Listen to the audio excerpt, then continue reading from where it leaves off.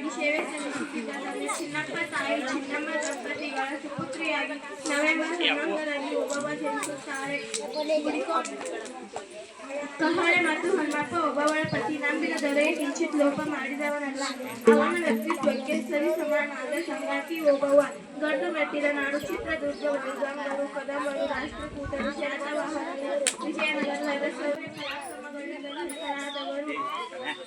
ಹೈದರ್ ಅಲಿ ದುರ್ಗವನ್ನು 1762, 1774, 1777 ಹೀಗೆ ಸತತವಾಗಿ 3 ಬಾರಿ ದಂಡೆತ್ತಿ ಬಂದು ನಿರಾಶ್ರಿತರಾಗಿ ಹಿಂದಿರುಗಿದರು. ವಾಯುವ್ಯ ದಿಕ್ಕಿನಲ್ಲಿ ಕೋಟೆಯ ಸಾಲಲ್ಲೊಂದು ಕಳ್ಳಗಿಂಡಿ ಕಂಡಾಗ ಸುಲಭವಾಗಿ ಒಳಗೆ ನುಸುಳುವ ಸಂಚು ರೂಪಿಸಿ ಸೇವೆಯನ್ನು ಕಳುಹಿಸಿದ. ಮನೆಯಲ್ಲಿ ಅಡುಗೆ ಮಾಡಿಟ್ಟು ಗಂಡನ ಬರುವಿಕೆಗಾಗಿ ಕಾಯುತ್ತಿದ್ದಳು ಓಬವ್ವ. ಗಂಡ ಬರುವುದು ತಡವಾದ್ದರಿಂದ ಏನೋ ತುರ್ತು ಇದೆ ಎಂದು ಭಾವಿಸಿ ಮಗುವನ್ನು ಮಲಗಿಸಿ ಪಕ್ಕದ ಮನೆಯಿಂದ ಕಾಳು ಕೊತ್ತಲು ತಂದಿದ್ದ ಒನಕೆಯನ್ನು ಹಿಂದಿರುಗಿಸಲು ಹೊರಟಳು.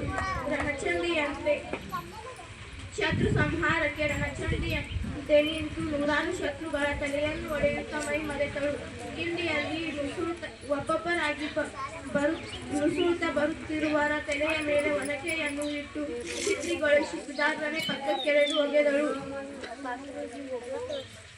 ಓಬವ್ವ ಹೈದರ್ ಅಲಿಯ ಸೈನಿಕರನ್ನು ಕೊಂದಿದ್ದ ಕಿಂಡಿಯನ್ನು ಒನಕೆ ಕಿಂಡಿ ಅಥವಾ ಒನಕೆ ಓಬವ್ವನ ಕಿಂಡಿ ಎಂದು ಕರೆಯುತ್ತಾರೆ. ಜೈ ಜೈ ಒನಕೆ.